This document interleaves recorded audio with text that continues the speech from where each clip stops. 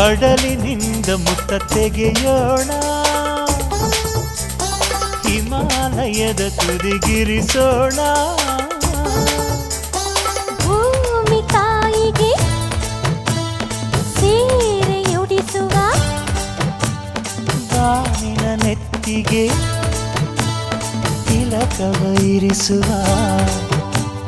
ಸೂರ್ಯ ಚಂದ್ರ ತಾರೆಗೆಲ್ಲ ತುತ್ತನ್ನು ಕೊಡುವ.